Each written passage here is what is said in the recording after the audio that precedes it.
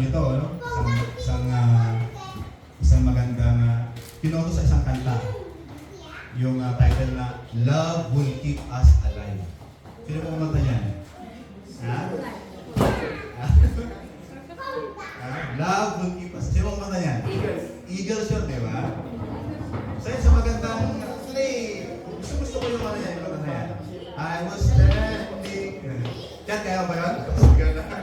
Oh, no, di ba? So, love will keep us alive. At marami ba quotations na patungkol sa pag-ibig na nag-express ito ng isang, sabi natin, magandang kaisipan. Gaya po ng sinasabi na sa Bible, love covers the multitude of sin. Yan, di ba? Ngayon po ang ganito, ganyan pa talaga ang pag-ibig ng Panginoon na ang kasalanan ay kanilang po kino-cover. Yun ba talaga yung konteksto nun? When the Bible says, love covers the multitude of sin, ibig sabihin, Lord, okay lang pala na magkasala kasi ikaw naman ang Diyos ng pag-ibig at nakakover naman pala yung mga kasalanan mo sa'yo. Yun ba yun? Parang hindi yata yun ang konteksto nun, di ba? Because I believe God's love also has a boundaries. Diba? Then may sinasabi rin sa Bible, sa Romans chapter 9, I think, verse 35, that no one can separate us from the love of Christ. Ayan. So ito yung mga kapahayagan ng Biblia regarding sa pag-ibig. May mga kapahayagan naman ang mga ibang mga philosopher that ng pag-ibig daw ang nagsisilbing gabay nila sa kanilang mga buhay. Love is become a guide in a life of a person. Ayan. So, yung mga bagay po na yun, sometimes love is very generic in terms. Ngayon, pag-aaral natin, ano ba talaga yung love na tinuturo ng Bible para sa atin?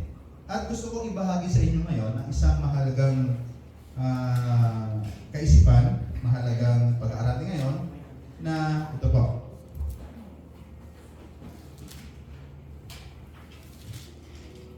Matagpo pa natin muna sa aklat ni 1 John chapter 2 verse 15. So, open our Bible in 1 John chapter 2 verse 15 and 17. Alam niyo po, the book of John ay isa yan sa mga binasa niyo po ang aklat po ni Juan. Kasi apat po yung sinulat kasi ni Juan na kanyang libro sa Bible. Apat po yan. The John, the 1 John, the 2 John, the 3 John, and even Revelation. Kung ating babasahin po yung mga apat na aklat na sinulat ni John na yan, hindi mawawala sa kanya yung mga salitang pag-ibig. Dito mo na sa John, I think chapter 15, sabi ng Panginoon, if you love me, di ba? You will obey what I command. Yan. So, si John kasi, yung kanya pong aklat, kanya pong mga libro, is, sabi nga, rich in a Christ-centric expression. Ibig sabihin, na, kumbaga, mayaman siya. Ang kanyang suot ay mayaman sa kumbaga, mga Kristong mga pananaw at pananalita. Kaya ganoon na lang si John sa kanyang pagsulat sa kanyang aklat. At ngayon, ating basahin ang kanyang sulat sa 1 John chapter 2 verse 15. Okay, sabi niya sa Bible, ito sa ating screen. Sabi niya, do not love the world or the things in the world. Yeah. If anyone loves the world, the love of the Father is not in him. Sabi niya ron, for all that is in the world, the desire of the flesh, the desires of the eyes, and the pride in possession is not from the Father, but is from the world. And verse 7 said, and the world is passing away along with its desire, but whoever does the will of God abides forever. Purihin ng Panginoon sa pagkabasa ng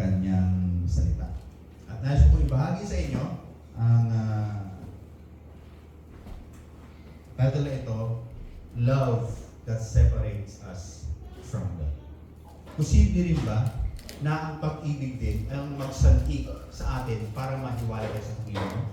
The Bible tells us na dahil daw sa ating kasalanan, kaya tayo nahiwalay sa Diyos.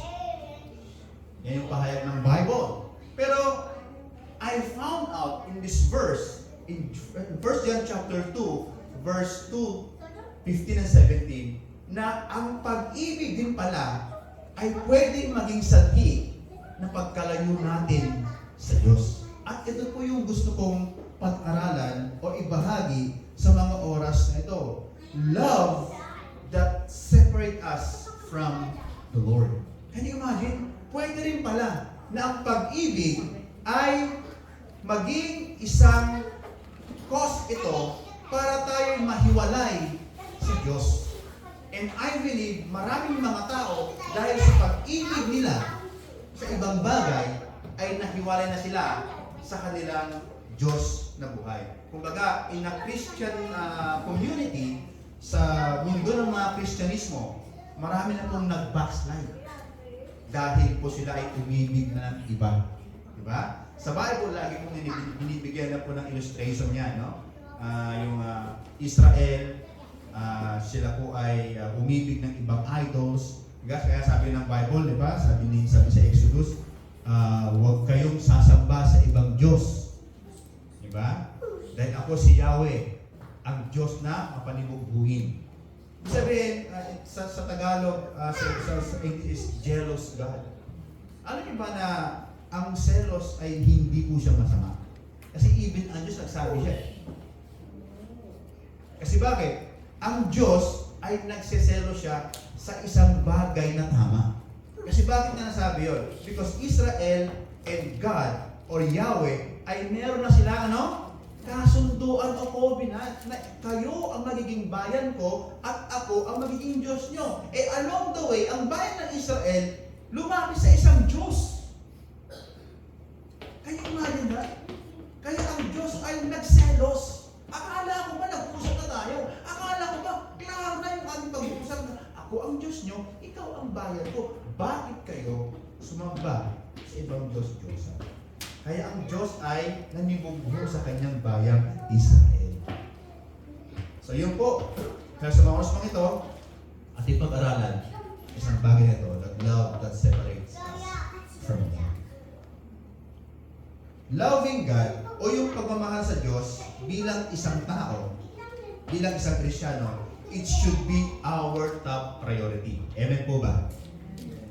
Dapat po, bilang isang tao na lang, bilang isang nilalang ng Diyos, if you are believe that you are created from the Lord, but if you are believe that you are created out of the monkey, di ba? Hindi mo ito maiintindihan. Pero kung naniniwala po kayo na ninuno nyo ay mga unggoy, irerespeto ko po yan. Pero ako po, naniniwala po ako na ako po'y nilikha sa imahe ng Diyos. Amen po ba? Na ako'y nilikha sa nais at wangis po ng Panginoon. Kaya kung ano man yung ating katayuan sa buhay, ano man yung ating physical na kaanyuan, tandaan mo kapatid, you are crafted and molded in the image and likeness of God. Kaya sino ba ang mga tao? Bakit ka na i-criticize kung ano man yung katayuan mo sa buhay o kung ano man yung physical mo na kaanyuan? Dahil nilikha tayo sa wangis ng Panginoon. Kaya pag tayo ay namuna sa ibang tao, mga kapatid, hindi naman yung tao pinupuna mo pinupuna mo yung manilikha. Tama mo ba? Ibig sabihin, pasasabi mo, nagkamali ang Diyos paglikha sa isang tao na yan. Kaya dapat mga kapatid, tandaan natin, we are created in the image and likeness of God. Therefore, we as a Christian, as a believer of the Lord, we should be, our top priority ay mahalin ang Panginoon. Amen po ba? Anong sabi ng Bible sa kanyang salita? Love the Lord your God. With all your possessions, sabi ba? With all your who you are? No. May aspeto na dapat nating mahalin. Number one, love the Lord your God with all your heart. Sabihin ng heart is yung kabuuan ng iyong pagkatao in which your soul resides. Di ba? Pangalawa, love the Lord your God with all your mind. Ibig sabihin, intindihin mo kung ano ang sinasabi ng Diyos. Punuin mo ang isip mo ng kanyang salita para mas maunawaan mo ang kanyang layunin sa'yo. Hindi puro heart lang, di ba? May intellect. Kasi paano mo mamahal ang Diyos kung hindi mo siya kilala? Kung kilala mo lang siya na parang kilala para isang presidente lang. Pero wala ka talagang personal na pagkakala sa Panginoon. So, aalamin natin. Magsisiyasat tayo sa ano ko pa sa magsisiyasat? Binigay ng Diyos ang kanyang salita. Diba sabi natin that the Bible is the love letter of God to the human kind. Nandito ang pag-ibig ng Diyos. Mula Genesis to Revelation, yan po ay umaakma o tumutugma sa pag-ibig ng Panginoon. The redemption of God to the whole humanity. Papaano ang Diyos nagbigay ng pag-ibig sa gitna na ang kanyang sanlilikha ay tumalikod sa Kanya. Mababasa niyo po yan po kabuuan ng mensahe ng Biblia. Ang pag-ibig ng Diyos. Kaya aalamin ngayon natin sa maganda ng ating isipan. Love the Lord your God with all your heart, with all your mind, with all your strength. Ano naman yung strength? Ha? Ano yung lakas? Ibig sabihin, hindi mo lang sa puso, hindi mo lang iniisip, dapat ginagawa mo siya ng buong lakas. With all your strength. When the Bible tells us that you need to pray, because you are a child of God, you need to pray with all your strength. And when you do that, you are expressing that you love the Lord. Not because out of obligation, kasi marami kasi mga tao until now, obligasyon sa kanila ang manalangin. Tandaan niyo po, pag lahat ng mga bagay patungkol sa Diyos ay parang obligasyon sa iyo, ay hindi po yan isang relasyon, mga kapatid. Kundi isang relihiyon. Until lang sa inyo, ang pagbabasa ng Biblia ay isang obligasyon pa rin. Hindi po yan isang relasyon. Isa po yung relihiyon. Ang hirap kaya sumunod pag puro obligasyon ang ipapataw sa iyo, di ba? What if ginagawa mo kasi bakit mahal mo ang Panginoon? Is free from obligation. You pray because you love the Lord. Hindi mo pigilan na hindi mo siya makausap sa isang araw. Hindi mo pigilan ang Bible, hindi mo basa kasi bakit mahal mo ang Panginoon eh. Yan ang maganda. Kaya nga sabi doon sa Galatians, di ba? Di mo yung Galatians? Yung the fruit of the Spirit. And in this fruit, sabi niya, there is no law. Walang batas sa pag-ibig ng Panginoon. Kaya nga, loving God should be our top priority. So, bibigyan ko po kayo ng tatlong rason bakit ang pag-ibig sa mundo ay nagbibigay sa atin ng rason para tayo mahiwalay sa Panginoon. What is the reason why loving the Word will lead us into the separation from the Lord? At yan yung ating mababasa sa Aklat ni Juan. As I share the three reasons why loving the Word lead us to separation from the Lord, may we gain us a deeper understanding of the importance bilang mga Kristiyano, the setting a godly boundaries in our life as a Christian. So bahagi ko po ng tatlong rason na ito, nawa ko ay maintindihan natin na bilang isang Kristiyano, bilang isang taga-sunod ni Jesus, napakahalaga mga kapatid na meron tayong godly boundaries sa buhay natin para hindi po tayo mapalayo sa kalooban ng Panginoon. Ibig sabihin, you need to understand there is a red flag in this world. Amen ba? Alam niyo ba tumingin ng mga red flags? Ibig sabihin, yung mga bagay na hindi dapat nang gawin, yung mga bagay na hindi dapat na tinitignan, mga bagay dapat na hindi na dapat sinasabi. Dapat mga red flags na yan. O yung may mga grupo ng mga tao na gumagawa ng hindi maganda, dapat red flag na so yan bilang isang Kristiyano na ngayon. And you need to set a godly boundaries in order for you to remain in the center of the love of the Lord. Kasi kung hindi, baka unti-unti po tayo mapalayo sa pag-ibig ng Panginoon. Tatlong bagay mga kapatid ang ating pag-uusapan sa mga oras na ito. Number 1 is love, because the love of the world weakens our love or affection to God. Yun daw sabi ni John sa verse 2, chapter 2, verse 15, sabi daw, do not love the world or things in this world. If anyone loves the world, no? Bigla nagkaroon ng S, di ba? Ibig sabihin yung patuloy na nagmamahal daw sa sanlibutan at ang mga bagay sa sanlibutan ito, sabi niya ganyan, the love of the Father is not in Him. Di ba? Ang mga, klaro sabi niya, yung mga taong huwag niyong mahalin ang sanlibutan ito at ang mga bagay sa sanlibutan ito. Ang sino man nagmamahal sa sanlibutan ito ay wala sa kanya ang pag-ibig ng Ama. So ibig sabihin, as a Christian, isa dapat na possession na meron tayo ay pag-ibig ng Diyos. Amen po ba? Tanong ko sa inyo, meron ba kayo pag-ibig ng Diyos sa puso niyo? Ha? Do you have the love of God in you? You know what? The power of God's love, the only force in this whole universe na pwedeng magbago lang sa isang tao ay ang pag-ibig ng Diyos. We have a lot of testimonies na dating mga siraulo, mga dating mga halang ang kaluluwa, mga dating mga walang patutunguhan sa buhay. But when they feel the love of God and they understand how God loves them, nagbago po ang mga buhay. Kaya niyo po si Bill Ojero, sa mga si Bill Ojero sa mga 70s, 80s. Nag-birthday po si Bill Ojero kasi ano po yan, friend guys sa FB. Si Bill Ojero po, isa po siyang kriminal natin. Kaya nung siya na-born again sa loob po ng kulungan, meron po siyang concert na Rehas at Puertas. Yan, isa po sa mga kanta niya, favorite yung Panginoon, patawarin mo ako, di ba? Ganda po yung mga medyo rap kasi si Bill Ojero. Nakapagpong po siya ng napakaraming mga kanta na tumutuo sa pag-ibig niya sa Panginoon. At itong tao ito ay nakilala sa Panginoon. Hindi dahil po may nag-pray sa kanya, hindi dahil po siya ay naging maayos, no, hindi. Isa lang ang kanya sabi, naramdaman ko ang pag-ibig ng Diyos sa akin. You know mga kapatid, ito yung, I think, kailangan natin maranasan sa ating buhay na mapuno tayo ng pag-ibig ng Diyos. Kasi bakit? Ito ang magbibigay ng kasiyahan at kabuuan sa ating buhay.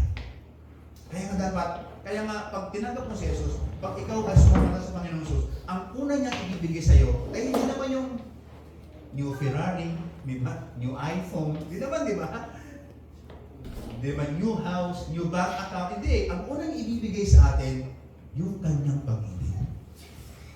Kaya nga sinabi niya sa Bible, di ba? For God so loved the world that He gave His only begotten Son, and to those who believe in Him will not perish, but have everlasting life. So, ang unang ipapasok ng Panginoon yung kanyang pag-ibig. At the rest ay sadyang bonus na lang sa ating buhay. Yung mga material blessing, yung mga achievement natin, bonus na lang yan. Pero unang-una ang ibibigay ng Diyos sa atin ay ang kanyang pag-ibig. Di ba may kasabihan tayo na hindi pwedeng mamangka sa dalawang ilog? How do we understand that? Sa Tagalog. Di ba? Minsan nababanggit natin yan eh. Hindi raw pwedeng mamangka sa dalawang ilog. Ano pong poetic interpretation niya? Ha? Parang hindi ka pwedeng umibig sa dalawang... Di ba? Parang ganun ba? Di ba?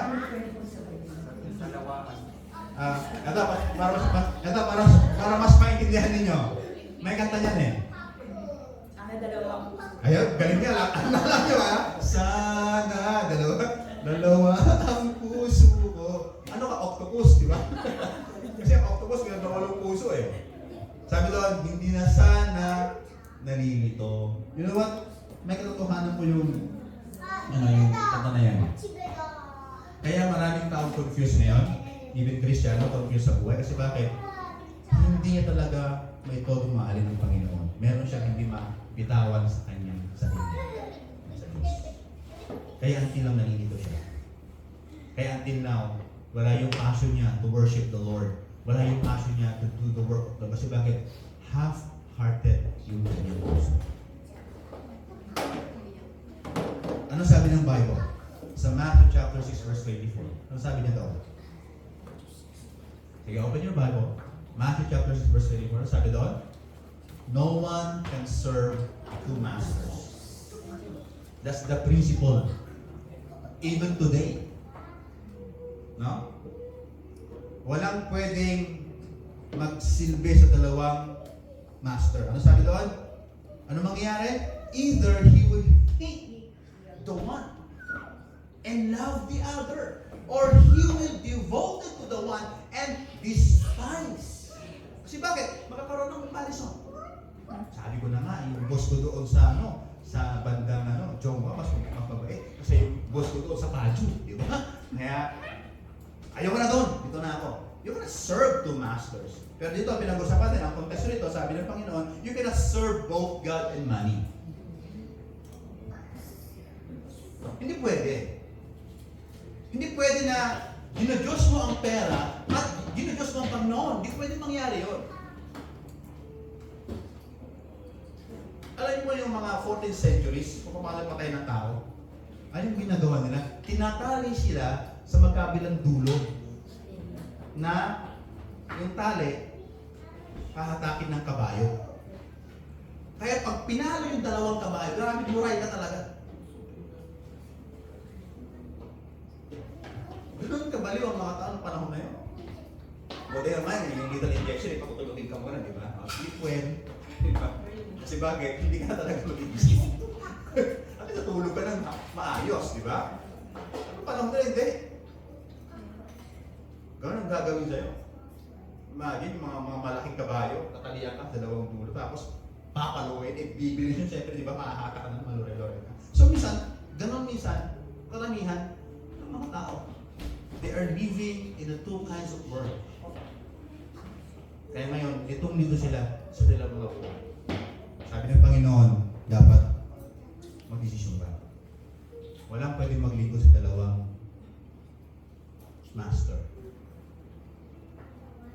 And the Bible tells us, nasa Panginoon na siya dapat lang ang master mo. Amen po ba? Wala ka ng pag-ilingkod. Kung meron mga iba, secondary na lang, but the main master of you is the Lord Jesus Christ. And everything is secondary.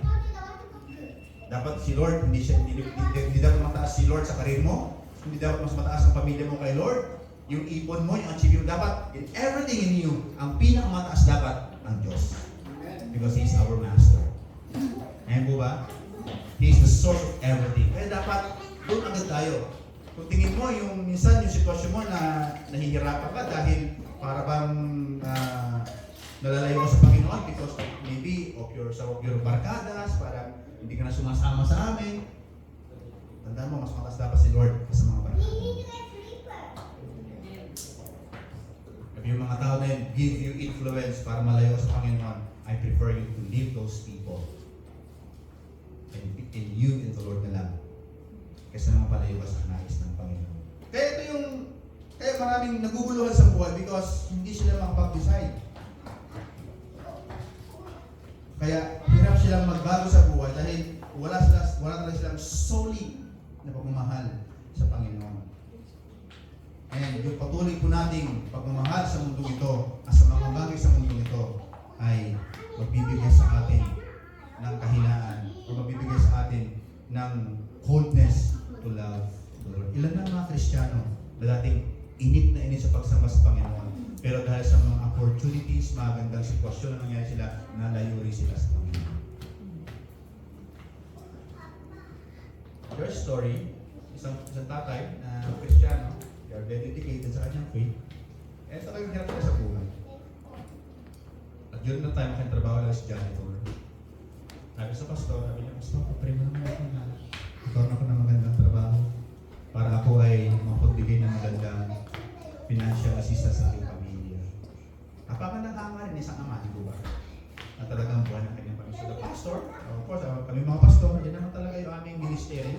To pray for God's flock, to pray for people, to pray for the breakthrough, na pagpalain kayo ng Panginoon. That's our ministry. And to the long story short, the Lord is faithful. Sinagot yung tao na yan. At hanggang po siya ay naging isang CEO ng isang kumpanya. And the problem being a CEO of a company, it demands time. Una, hindi niya unang araw, medyo hindi siya nakabasa ng Bible, next nakabasa siya, pero dumating sa point na the next day, hindi siya nakapag-devotion, the next day, hanggang once a week na lang siya nakapag-devotion. Hanggang sa naging once a month na lang siya. Hanggang sa dumating sa point na parang obligasyon na sa kanya ang pagbabasa ng Bible. So what happened? Hindi niya nabantayan yung kanyang relasyon sa Panginoon. Hindi niya alam na kaya siya nagdoon ngayon dahil sa biyaya ng Diyos sa kanya. At na-focus na siya kung ano meron siya. It's very dangerous. Kaya dapat lagi na napapasalamat. Lord, kung ano man yung meron ako, nanggaling sa iyo to. Huwag nating angkinin na sarili. Tignan natin, Lord, how can I manage this blessing in my life? Huwag mong angkinin. Hingi ka siya ng marunong paano mo siya i-manage para mas lalo pang mapagpala at mapagyaman ng Diyos niya. Amen mo ba? Because, ano ba yung utos ni Adan, ng Lord kay Adan? Nung siya nilagay sa sabi ng Eden. Ano yung utos ni Lord kay Adan? Sabi ni Lord, Adan, binigyan ka ng garden, sa'yo yan. Di ba sinabi ni Lord? Hindi, di ba? Sabi ni Lord, Adan, mamahala ka. Pamahalaan mo ang atin. Pamahalaan mo ang mga hayop at ang mga nakatira dyan. Ibig sabihin, God gave Adam the ability to manage the Garden of Eden. Hindi inangkin ni Adan yun. So dapat ganun din po tayo. Lahat ng blessing, talent, opportunity na meron tayo, pray to the Lord, Lord, how can I manage this talent, this money, this opportunity para mas lalo mo siyang pagpalain? Huwag mo angkinin. Kasi pag inangkin mo yan, the chances are, gagwardyahan mo yan. Paano mo palain kung ginagwardyahan mo yung blessing? Dapat, learn to manage whatever you have in the Lord. Dahil doon papapalain ng Diyos. Ang buhay mo na lang personally. Yung buhay na meron mo ngayon, paano mo yung minamanage para mas lalo pang kapakipakinabang ang ating buhay sa mundong ibabaw na ito. Ang dapat din sa critics sa gobyerno, no? Ang Pilipinas, ang mga politiko, mga ganyan mga ginawa nila, no? Sometimes, no, napakomment pa tayo sa mga nangyayari. Even I, di ba, nakakagigil. Pero ang tanong lagi, paano mo yung sarili mong buhay? Magiging pagpapala ka sa mundong ibabaw na ito. Pray to the Lord, Lord, I have life, and this life is just one. Kasi, hindi ka nilikha ng Lord ng pusa. Na may siyam. Di ba? Ang buhay mo isa lang. Pray to the Lord, how can I manage my life na ang buhay ko ay maging multiplier din sa iba? Di ba ang sarap niya sa mga kapatid? Na yung panalangin ng kapitbahay mo, ikaw yung sagot. Sabihin, you are multiplying your life to the other people. Ang sarap ng gano'n. Na ikaw yung kasagutan ng panalangin ng iba. Ibig sabihin, you are now managing your life in order for you to become blessing to others. Pray to the Lord. Paano ko umpisahan, Panginoon, na ako mismo ay maging isang pagpapala sa mundong ibabaw na ito. At least, kung bibigyan ka ni Lord hanggang 80 na buhay, at least at the age of 80, naging channel of blessing ka sa mundong ibabaw na ito. Maraming paraan, mga kapatid, para po tayo maging magpapala sa mundong ito. Maraming mga bagay na pwedeng ibigay si Lord sa atin para maging blessing tayo sa ibabaw. Why? Because sabi ng Bible, dapat ang pag-ibig ng Ama ay meron tayo. Kaya sabi doon, wag nating do not love the world, but rather your life become a channel of blessing to others. Be an open pipe, not the closed one. That when the blessing of the Lord pour out in you, ano niya? Lumalabas din at nagiging bahagi ka. Minsan, yung mga opportunity or yung mga financial blessing natin, hindi pa pinapadala sa blessing ng Panginoon. Meron pa lang dapat pabibigyan. Kaso malaki ng kin mo. Para naging barado tuloy. Kaya, bakit?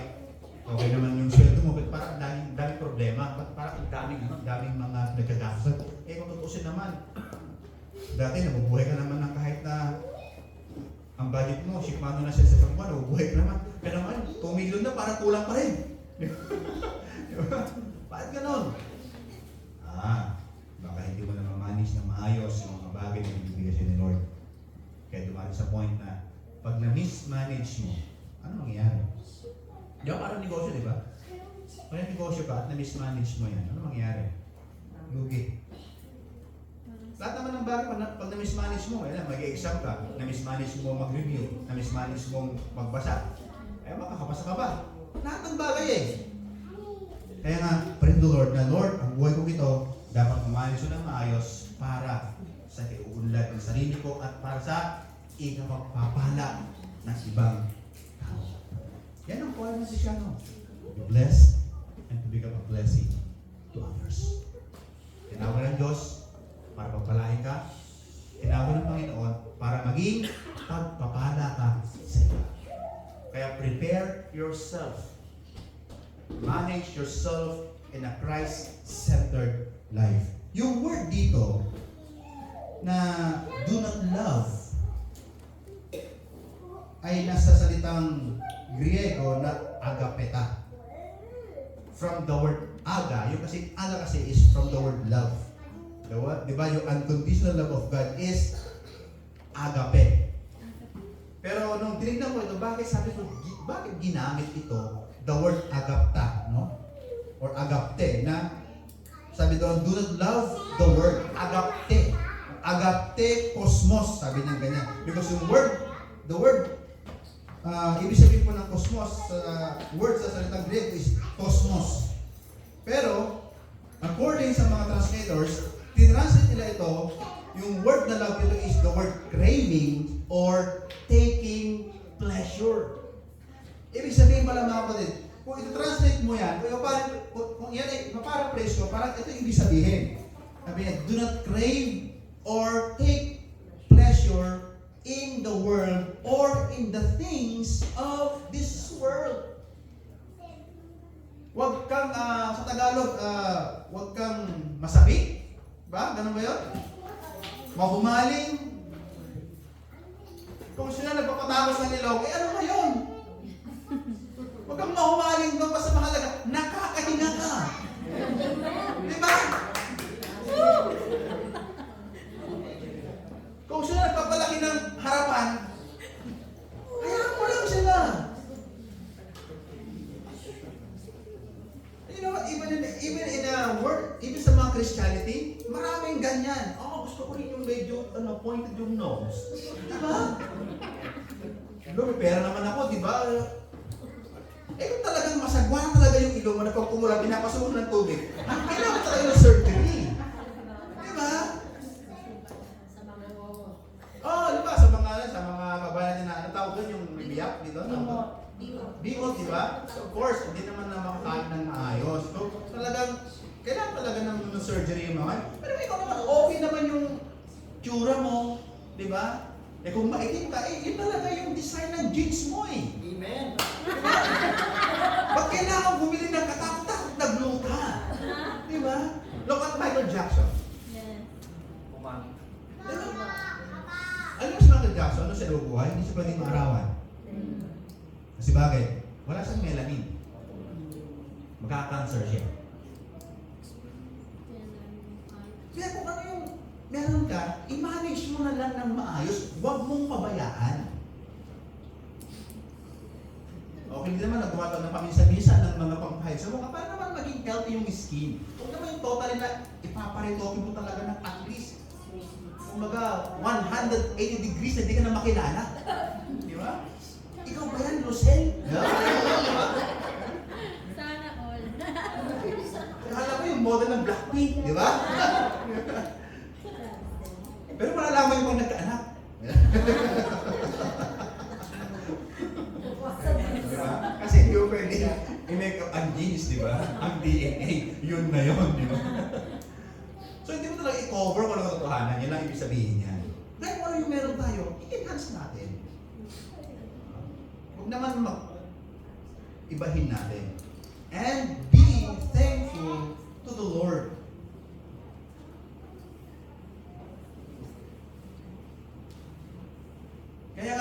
take pleasure in the world or things in the world. Bakit? Bakit in-advise ni John na ganito yung pananaw ng mga unang Kristiyano? Ano yung rason ni John kaya? Because remember, things in this world are just temporary. Ilan na ang mga nagpa-surgery na lalong nagkasakit sila sa buo, sa kanilang physical na pangatawan. Di ba nakakuha na kayo, nagpaganda ng labi, lalo na baki yung labi, naging masagwa, di ba? Dami ganyan mga kwento. Sabi ng sana na pala, hindi ko na pinagalaw. It's too late. Dahil sa gusto mo matignan ka na maganda ang labi mo, maganda ang mukha mo, maganda ang mata mo, kasi mababago mo yan. Aba, matindi rin ang maintenance niyan. Kaya may mga artista na hindi kumingiti, di ba? Ay, hindi lang tumawa. Kasi pag tumawa sila, makukurin yung pisngi nila. Diba? Kaya, nanulit ako, ba yun? Pipigilan mo yung kaligayahan mo dahil lang doon. Diba? Ang sarap yung ngumiti. Diba? Ang sarap maging masaya, tapos ikaw dahil lang doon, pipigilan mo kasi baka mag-crack. Diba? You see? Because of you want to take pleasure in this world, nakikita mo siya, gaganda nila, parang perfect yung kanilang buhay. No! Mga kapatid, John said, huwag na huwag yung iibigin ang sanlibutan at ang mga bagay sa sanlibutan. Kasi bakit? Rule number 1, temporary lang yung mga yan. Pag tumanda kayo pare-pareho, ano mangyari sa mga opera na ginawa mo sa katawan mo? Maglalabasan din yan. So nothing is permanent. Ano pa? Bakit ayaw ni John? Sinabi niya na huwag niyong ibigin sa sanlibutan. Because, ito matindi kasi, taking pleasure of things in this world, you become more addicted. Sino rito na may bagong sapatos? Mas nang lumabas yung bagong model, ay, luma na sapatos ko, kailangan ng bago. Diba? May S24, 25, 26, abang pa yung 27. Diba? Diba? Addicted na tayo minsan sa mga bagay na yan. Hey, be careful. Sa mga bagay na bibigay sa atin ng kasiyahan, especially sa mundo ito, baka tayo ay mahuhook na doon sa ginagawa ng world na ito. Remember, if the things in this world are temporary and you take pleasure of it, ano mangyayari sa buhay mo? You are now in the constant chasing. Parang si Rodrado Ulia at saka si Coyote. Naalala niyo yan? Pinakita ko? Hindi matapos-tapos na hinahabol si Rodrado, hindi niya pa huli-huli. Kaya sa tataha, bakit ang buhay mo parang empty? Bakit ang buhay mo parang in spite naman na nating mo naman yung gusto mo, pero bakit dumaan sa point na you feel empty, you feel nothing, you feel na pala wala kang na-achieve. Kasi nga bakit? Those pleasure is just for a monetary happiness lang. Momentary happiness lang. Parang dalihan. Pero the Bible tells us, hindi naman tayo pinagpabawal ng Panginoon na gumamit ng mga bagay na yan. Ang sabi lang, huwag tayong magpaalila sa mga bagay na yun. Huwag nating masyadong kahumalingan. Set boundaries of those things. Diba? Kung meron ka ng cellphone, abay, huwag mo na hangarin pa yung cellphone na bagong nalabas na iPhone 18. Kasi meron pang iPhone 17, di ba?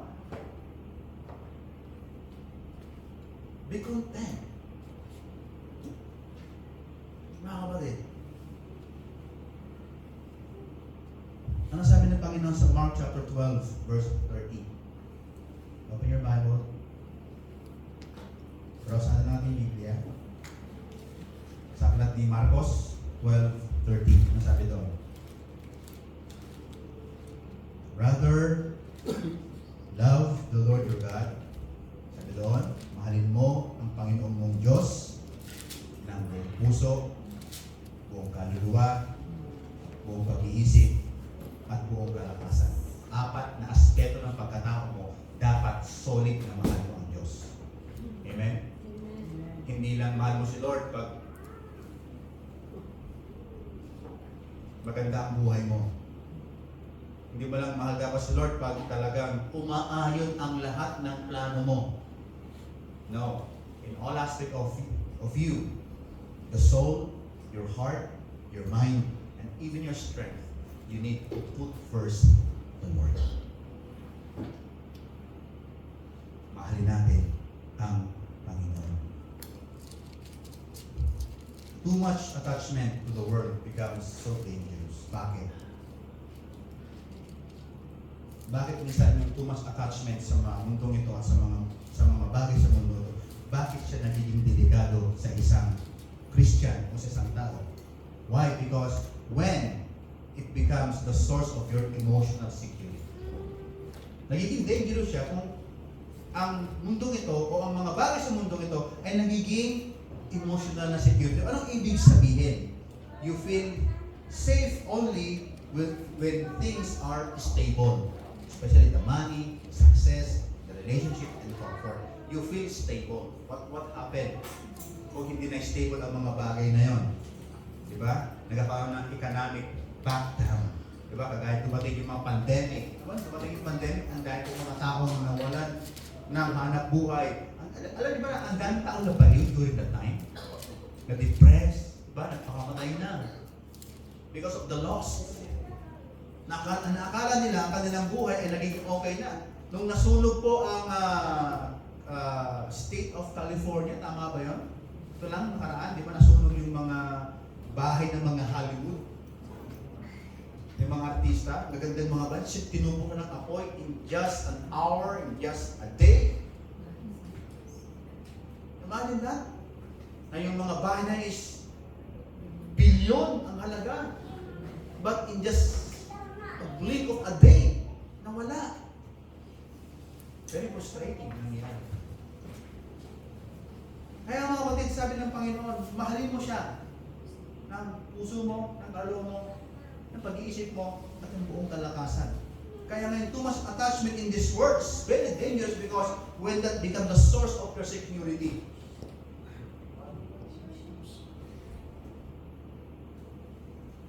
nagiging dangerous ang attaching mo sa word when it becomes the measure of your worth. Number one, kaya na, sabi ko na, become the source of your emotional security. Pangalawa, if become the measure of your worth. Ibig sabihin, kung hindi ka uso, lahos ka. Mga ganyan mga tao eh. Diba, parang pag hindi branded yung damit, feeling nila, kawawa sila. Sino nagsabi? Pag ikaw dumadanas sa matinding kahirapan ngayon, sino nagsabi na ikaw ay mababang tao? Sino nagsabi na? Kung ganyan ang pananaw mo sa mundong ibabaw na ito, yes, probably. Because the measure of your worth is what you have, not who you are in the eyes of God. Alam niyo ba, pagiging anak ng Diyos natin ay hindi kayang baguhin ng anumang kaguluhan ng mundo ito? Hindi pwedeng baguhin. Pag anak ka ng Diyos, ano man pagdaan mo ngayon, anak ka ng Diyos. At walang pwedeng magbago doon. Amen po ba? Parang yung anak ko. Halimbawa mo, doon sa point na nagkamali sila sa buhay, anak ko pa rin sila. Hindi pwedeng magbago yun. Hindi pwedeng magbago yung mga desisyon nila na magsasabi na hindi ko na sila anak. No. Still, anak ko pa rin sila. Ganyan ang Panginoon sa atin. Kaya kung dumadalas ka ng matinding struggle na, tandaan mo, anak ka ng Diyos. Hindi na bago yun. Because your worth is not based on your situation, but your worth based on how God looked at you. Amen po ba? Diba sabi ng Bible, namatay nga niya para sa iyo. Ganun kakahalaga sa Diyos. Kaya from time to time, if we are in the situation na nag-struggle tayo, isipin natin, Lord, grabe namatay ka para sa akin. Ganun ako kahalaga sa iyo. And the struggle na pinagdadaanan ko ngayon is just a part of my journey here on earth. But this is not my identity. So nagiging dangerous minsan ang too much attachment sa mundong ito at mga bagay sa mundong ito kung ito ay nagiging measure na ng iyong pagkatao o pagiging worth mo bilang isang tao. Nagiging dangerous ang attachment sa mundong ito at sa mga bagay sa mundong ito when becomes you run instead of God when you are hurting. Anong ibig sabihin niya, mga kapatid? But ikaw ay dumaan sa punto na ikaw ay frustrated, ikaw ay na-challenge, nagkaroon ka ng backdown, sabihin natin bankrupt sa buhay mo, no? Mga setbacks. Ano wala mga ibang tao, walang ginagawa? Red horse ang hinahanap. Gano'n ano, wala pa kay Lord. Hindi nga red horse sa amin eh. 2x2. Tawagan namin 2x2. Diba? Pag bad trip, pag hindi pinasin ng crush, inom. Kala ko may naitutulong. Na-realize mo doon, wala naman naitulong. Balik pa rin. O nawala ka sa uliran, so nawala yung problema mo. Pero pag ikaw, dumating na sa katinuan, yun pa rin. Pero maraming mga tao, ganyan ang ginagawa sa buhay.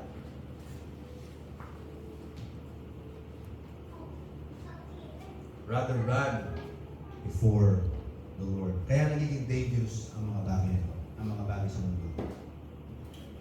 Tayo, yun na yung ating nagiging kanlungan. Rather, sa Panginoon. Kaya ano yung advice ni God? Do not love the world or the things of this world. Because loving the world weakens your affection to the Lord. When you say affection, ang ibig sabihin? Di ba pag mahal mo yung tao, affected ka sa kanya? Tama ba yun, Jerby? Tama yan? Pag mahal mo yung tao, apektado ka? Tama ba yan? Iiril kaya? Ganun ba yan, Ben? Yes! Oh, di ba?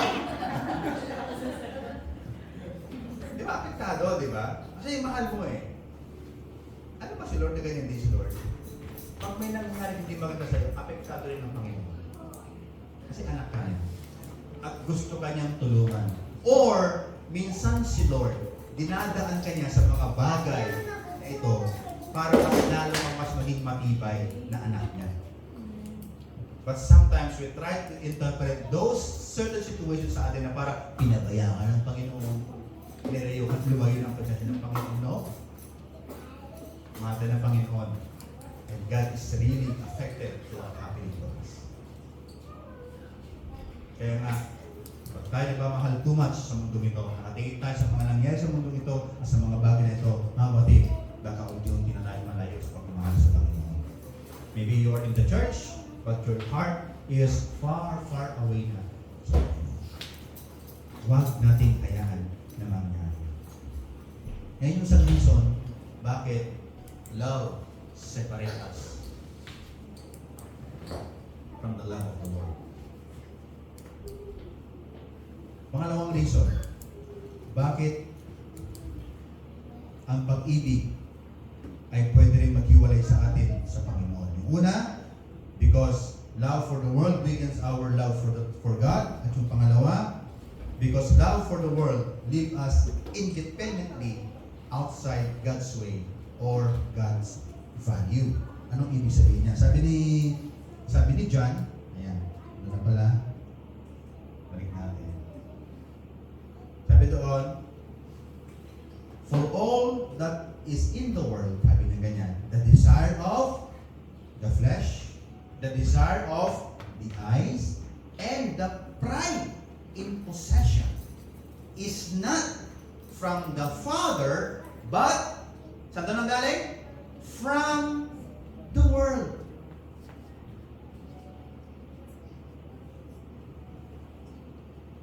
When the heart clings to worldly desire, God is no longer the primary authority. Kaya kung isang tao, isang Kristiyano, mas dinidesire niya na yung mga bagay sa mundo ito, the chances are, hindi na nagiging authority sa kanya ang Diyos, kung hindi ang mga ninanais niya sa mundo ito. The love of this world will train a person ng ganito, what I want to do. Ano ba ang gusto sa buhay? Gusto ko pala ganito. Gusto ko pala ganito. Pero kung ikaw ay God-centered love, ano yung tanong mo dapat? Lord, ano ba yung gusto mong mangyari sa akin? Do I need to change the way I speak? Do I need to change the way I behave? Lord, I need to change the way I think right now? Because parang ang kaisipan mo parang wala akong nakikita ng opportunity. Wala akong nakikita ng mga pagpapala. Can you change the way I think? Lord, can you change please the way, the word that comes from my mouth? Pwede mong baguhin, Panginoon yan? Hindi ko na gusto, Panginoon, minsan yung mga bagay na sinasabi, Lord, pwede bang baguhin mo ako? Yan ang Christ-centered love. Pero pag ikaw ay nakasento sa mundo ito, ano ba yung gusto ko? Ito yung gusto kong sabihin, ito yung gusto kong kainin, ito yung gusto kong gawin, ito yung gusto kong puntahan. Wala akong pakialam sa inyo, it is my life. Diba kaya marami? It is my life. At karapatan ko na maging masaya. Yan nga yung mga expression ng mga tao ngayon eh. Ano tawag yan? Mga self-freedom. Na sila mismo ba sabi nila, bakit? This is my life. Ako bahala dito. Yan ang sasabi natin na loving too much in the world will leave us independently outside God's ways and values. Diba sabi nga sa quotation, when man does not believe in God, he will freely believe what he wants to believe. Pag ang Diyos, pag ang tao ay hindi siya maniwala sa Diyos, lahat ng bagay pwede niya nang gawin at paniwalaan. Kasi bakit? Wala siyang paniwala sa Diyos eh. Wala na siyang moral boundaries. Diba? Okay naman pala sa kanila, di okay rin sa akin. Ginagawa naman ng mga taga-Europe, hindi natin gawin. Sa kabilang bansa nga, nagkakasawa na yung parehong lalaki at hindi gawin sa Pilipinas. Di ba? There's no boundary na kasi na bakit eh. Di ba ang pag-ibig, there's no boundaries. No. Ang pag-ibig ng Panginoon, meron po yung mga boundaries. Because love doesn't tolerate sin. Kaya ngayong too much love natin sa mundo ito will leave a person independently outside the values and the will of God. You know, marami ganyan mga Christian. Nasa simbahan sila pero ayaw nila magpadisipulo. Yun, namumuha sa sarili nilang pamamaraan na pagiging Christian. Marami mga ganyan. Pag tinuturuan mo ng Biblia, pag sinasabihan mo magbasa, pag ginagay mo sila, ayaw nila magpaturo. Gusto nila yung the way na gusto nilang gawin sa kanilang buhay Christian. Hindi yan. Kaya nga ang Diyos, di ba, nag-establish siya ng church. Ang sabi niya dun sa Matthew 16, I will build my church. Ano ba ang church? Sa salitang Griego, ecclesia. So hindi ito isang building. Ecclesia, the word ek is from the outside. Kaleo, the word calling. Diba? Mga tinawag mula sa labas. Pag pinagsama mo yan, yan ang ibig sabihin ng church. Ecclesia, calling from the outside. We are in the outside of God's way, God's providence, God's kingdom, and God is calling us to come in. Kaya ang church ay hindi building, kundi ang church ay tao.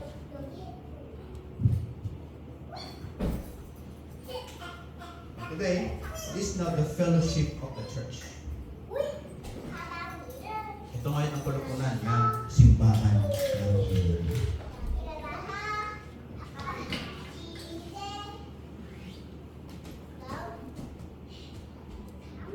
Kaya mahalaga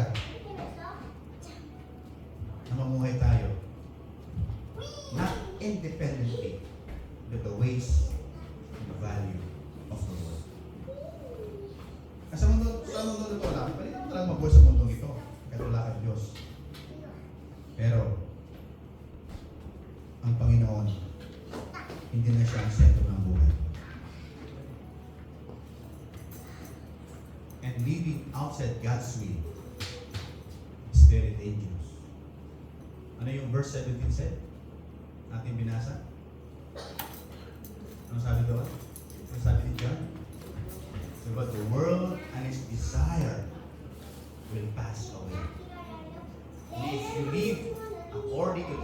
this world, sooner or later, you will pass away. Kumbaga, mape-phase out ka. Diba, ang dami ng mga ginawa ng tao na phase out. Simula tayo sa music. Dati noon, tape. Yung nakaabot ng tape. Piniplay. Diba? Sila ko yung auntie, no? Nakabutan yan.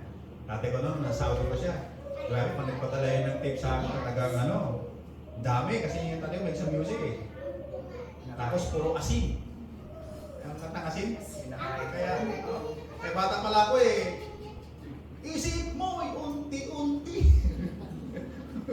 mga pulo natin, Laura. Kasi nga, ang tatay ko siya, yung trabaho niya kasi is, platero. So pag nagtrabaho na sila, yun na yun. Replay na yun.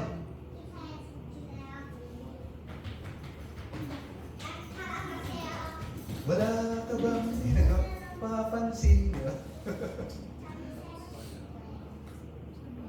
So sumunod sa tape, ano nangyari? Napaisa ang tape? Pumasok ang CD. Diba? Then na-face out ang CD, pumasok ang MP3. Ngayon, ano na yung mga bagong music ngayon? Dami ng mga application ngayon. Spotify na, wow, di ba? Dati yung panahon namin, nung grade, nung high school ako noon, sa balay nakita mo yung tao, gano'n. Yung pala naka-walkman, di ba?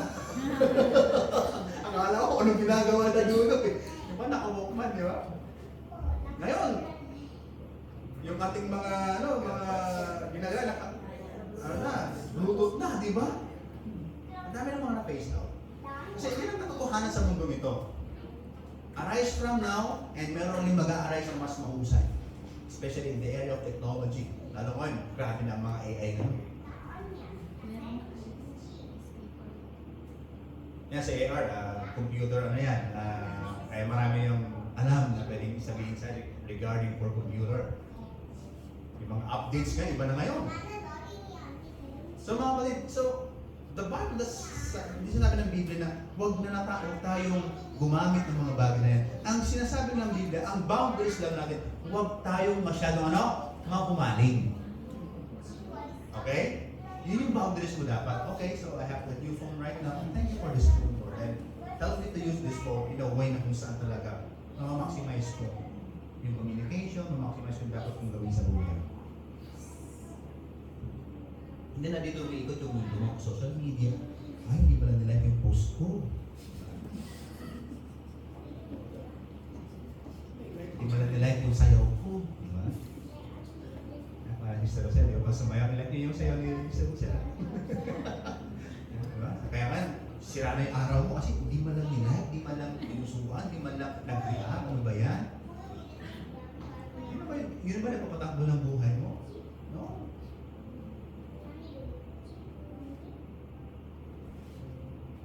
Kaya nga, love for the world leave us independently outside God's ways or values. Ano yung mga consequence kung mamumuhay tayo sa mundo ito at sa mga bagay na material dito? Tatlo yung sinabi ng Bible dito, maliwanag, di ba? The desire of the flesh, the desire of the eyes, and the pride of life. Isa-isahin natin yan. Okay lang? Mag-join na tayo? Ano ibig sabihin ng desire of the flesh? This referring to the internal cravings. Sino mo siya nag-crave ng mangga? Diba? Kasi, di ba? Tayo mga Pilipino sa Korea, kasi parang ito lang yung mga hindi ka agad nakakain. Makakain mo man, mahal. Kaya, sila Ami, ba? Yung agad yung unang sinid sa akin, mangga. Kumakain kami ng mangga. Talaga naman, ininggit pa ako. Sabi ko makapag-order ka rin. Diba? Di ba? So, ibig sabihin, desire of the flesh is internal cravings. Ibig sabihin, when feelings and impulse rule the person. Na mas sinusunod mo na yung emosyon mo, yung parang, sabi natin, intuition, kaysa doon sa nais ng Diyos. You know what? If you want to become a good salesperson, don't say. meron pong psychology of selling talaga. Turuan ko po kayo. Psychology of selling. Sabi nga, pag nagbenta ka, huwag kasi magbenta. It's better magpayo ka. Gaya ko na, nasa-supplement ako noon. Pero sinasabi na, binig itong supplement ko kasi ba, gagaling ka dito. Hindi po ganyan ang strategy. Magpayo, halimbawa, matas yung uric ng tao. Alam niyo po, mataling tubig po. Magtubig po kayo. Maganda po yan sa mataas ang uric acid. Or pag high blood po kayo, kain po kayo ng mga bawang kasi napatunayan mo naman ang mga bawang ay nagpapababa po ng presyo ng dugo. Magpayo muna kayo. Kaya kung gusto niyo po na talaga mas makatulong pa, meron pa akong isa na pwedeng makatulong pa sa inyo. At sana huwag po kayo nagpupuwet ng gabi. So pag ganyan kasi yung atake mo sa tao, ang pinupuntahan ng salita na yan ay natawag nating amygdala. Yung amygdala kasi, ito yung emotional, yung part ng utak natin naka-angkla sa emosyon. Kasi, once kasi nagbenta ka, at alam na binibentahan mo, alam mo yung unang na-activate daw sa tao? Yung kanyang frontal brain cortex, yung logical. Pag sinabi niya, mahal, logical ang gumana doon. Sige, bukas na lang. I-text na lang kita. Di ba? Yan yung mga ano eh. Pero sabi nga, a good salesperson, sabi nga, sales, and negotiating start when the client is safe. Sa mga good salesperson yan. Sales begins, sabi nga, when the customer say no.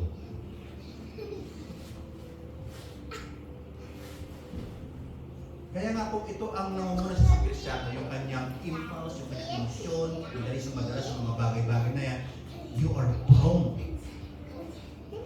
to what happened sa mundong ibang momento. And remember, decision based on feeling, sigurado yan, hindi magandang decision yan. Kaya nga pagkalit ka, di ba? Pinakaaway ka, huwag ka agad mag-decision. Dahil sigurado yan, 100% mali ang decision yan. Because decision from the feelings. So ano nangyari? Pag ganyan yung maging sitwasyon, you will act first, but later you will regret. Sana hindi ko naglinilig. Hindi pala kaya sa akin. Di ba? Ganun pa, di ba? Sana di ko na in-order. Kasi ang ganda lang po sa temo eh, di ba? Parang nakita ko pag sinuod ko eh.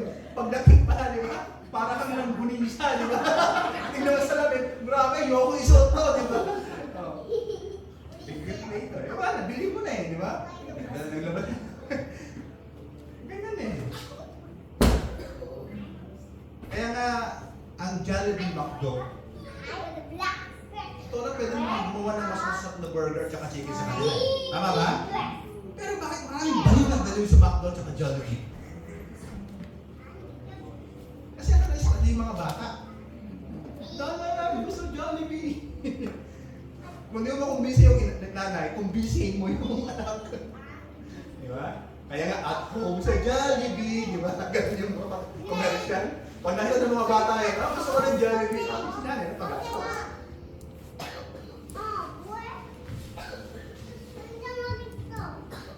Kaya nangyayari, discipline now become weak to you.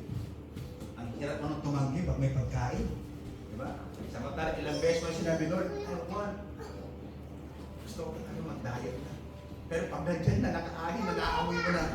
Sige, hindi naman siguro masama na paminsan-minsan na. Eh yung nga, lagi na paminsan-minsan eh, di ba? Discipline become now weak.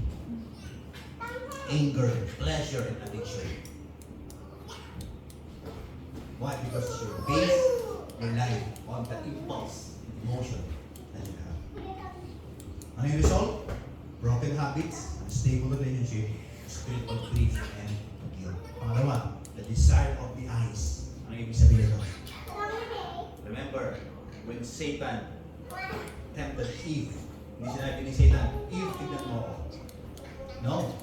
Hindi ganyan natin sinabi ni Satan. Ano sinabi niya kay Eve? Look at the fruit. Tawag dyan is the desire ipinakita ang kanyang sarili kay Eva, kundi ipinakita niya yung bunga. Ano yung reply ni Eve? When Eve looked at the fruit and sounds good for fruit, ayun na.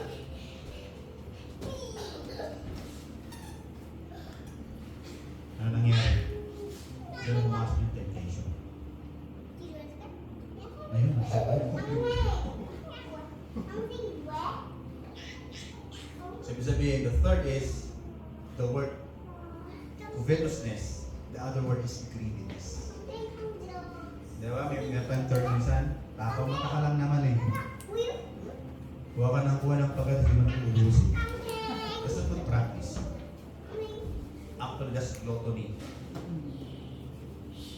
Kaya yung mga anak ko, pag pinapantay ng mga yun, pag kumuha ng pagkain, sabi ko na, huwag kukuha ka lang ng gusto mong ubusin. Kaya mong ubusin. Kahit konti. Pwede yung bumalik eh. Pinapakita ko sila pag yung mga gusto mong ubusin. Pag pwede yan.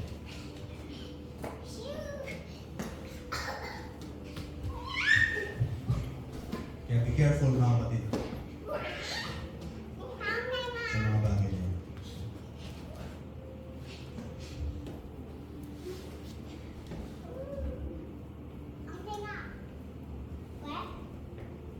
Third is pride in possession. Ito yung mga taong they are pride in themselves because of their achievements.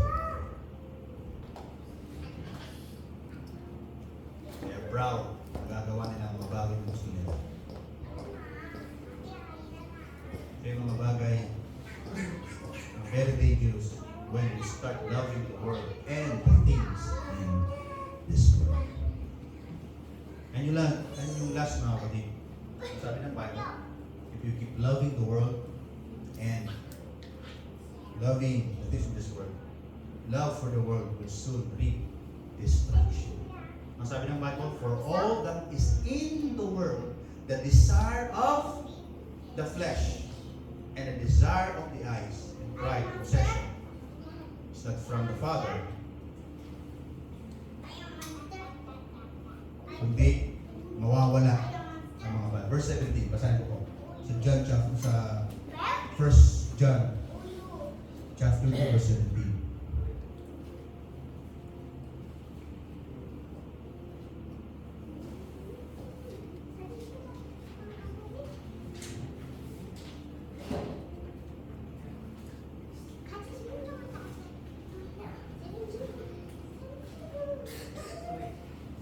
Sabi doon,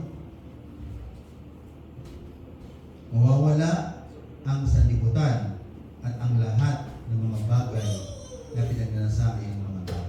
Ngunit, sabi doon, ang mga sumusunod sa kalooban ng Diyos ay bubuhay magpakailanman. This means there is a judgment.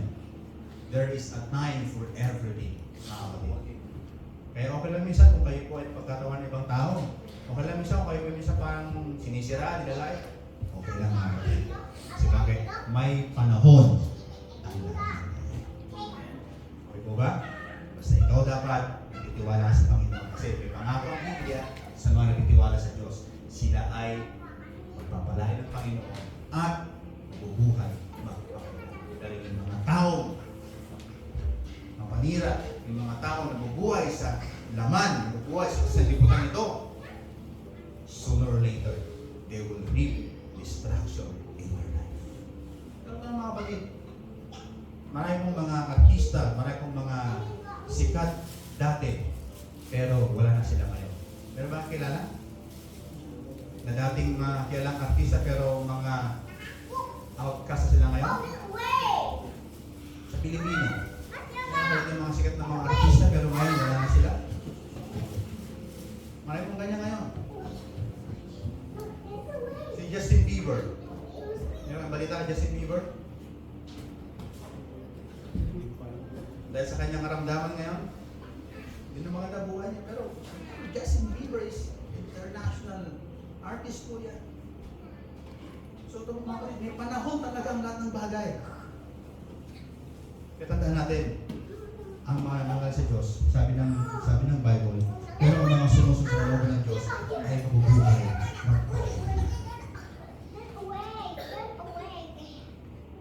Kaya, piliin natin mabuhay tayo sa kalooban ng Panginoon. May tatlong bagay na nasa Panginoon. Bakit mahalaga na huwag nating mahalin ang sanlibutan or ang mga bagay sa sanlibutan? Means, give boundaries in terms of doing your life and referring to the Word. Dati mga godly boundaries tayo. Halimbawa, yung time. Kailangan may boundaries sa time. Hindi dapat 5 oras na, nag-FB ka pa rin. Dapat may boundaries tayo doon.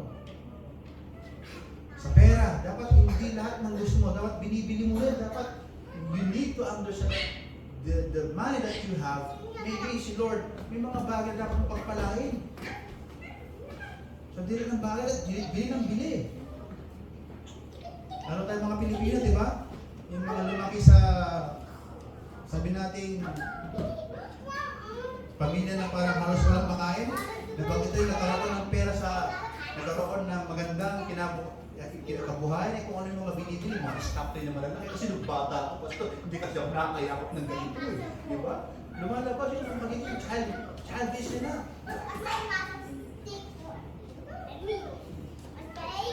Kapatid, learn to have boundaries sa mga bagay na yan. Sa time, sa money, even your strength.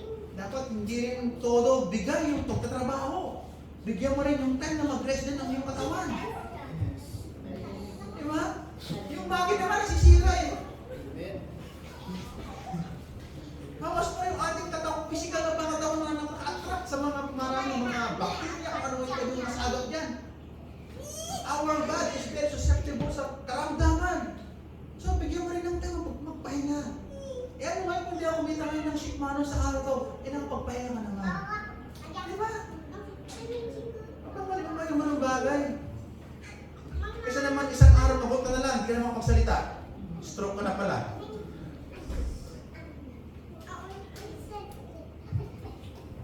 So dapat may mga boundaries din tayo. Even yung ating mga iniisip, dapat lagyan mo rin ng boundaries yan. Kung yung problema ng ibang tao, hayaan mo na sila mo, huwag ka na makisaw-saw. Isaw-saw ka pa eh, bakit sunod ka na ganyan? Ano ba? Wala ka pa kayo gawin eh. Ako naman, di naman yung opinion mo. Give boundaries even the way you think. Even the way you speak, dapat may boundaries ka rin.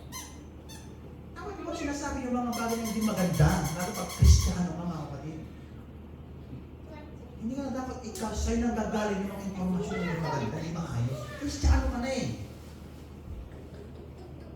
Alam niyo kung naka-exhale ng dila ang chismis, ang dami siguro na-exhale dila sa atin. Pangulang dila, lahat.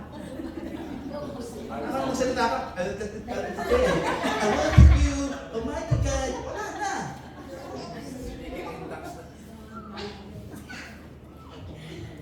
Put boundaries even on your tongue, mga kapatid. Ano sabi ni James? Lumalabas ba ang dalisig na tubig sa isang bukan? Hindi. Ganon din ang ating mga tila, pinagpupuri mo sa Panginoon pag Sunday, tapos the next day, ano sinasabi mo? Alam mo, si ganito, alam mo, si ganyan.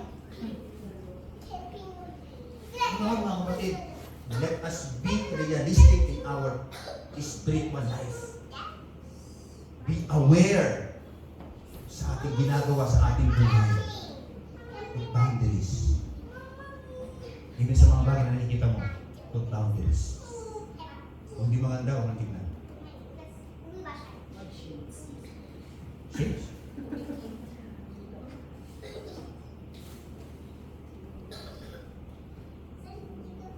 Ay mga kapatid, magbigay tayo ng boundaries sa ating buhay. Spiritual boundaries. Kung red flag na yan, Lord, red flag to. Kahit magalit sila, I will not do it.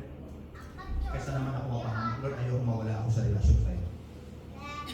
Kahit ba asawa kayo, sinabi niyo ko gano'n. Panindigan tayo mga kapatid sa pagmamahal natin sa ating Diyos. Amen po ba? Nais ng Diyos, pagpalain kita. From now on, start to put boundaries in your life. you think, even sa mga bagay na mga kinakasabihan mo, magbigay ka ng boundaries. Hindi lahat ng gusto pwede gawin mo. Teka lang, mukhang hindi na maganda ito. Lord, I don't want like that. Stop it. Lahat po tayo alam ko hindi ito even tayo. Kaya maganda, pag may salita ng Panginoon, may buwan, nabibigyan tayo ng paalala. Kaya pagyamanin natin ang mga salita ng Panginoon, natin naiintindihan. Kasi sila, tanglaw at ilaw ng ating buhay sa mundong ibabaw ko na punong-puno ng kaguluhan. Di ba, magulo na ang mundo? Huwag na tayong makisaw-saw, kapatid. Kung magulo na ang mundo ito, huwag na tayong makisaw-saw. Gusto ng Panginoon na tayo pagmulan ng kapayapaan. Amen? Because our God, our Savior, is the King of peace. Siya ang prinsipe ng kapayapaan. Meron tayo eh. Ito dapat yung nakita sa atin. Ito dapat yung namumuna sa atin. Sa mundo ibabaw ko na punong-puno ng kaguluhan. Put boundaries. And make your God your top priority. Amen? Hallelujah. Let's pray. Panginoon, salamat po sa oras po ito, sa paalala po ng iyong mensahe sa buhay po ng bawat isa. Mga po, Lord, ay nagbigay po sa amin ng mas malinaw, Lord God, na karunungan.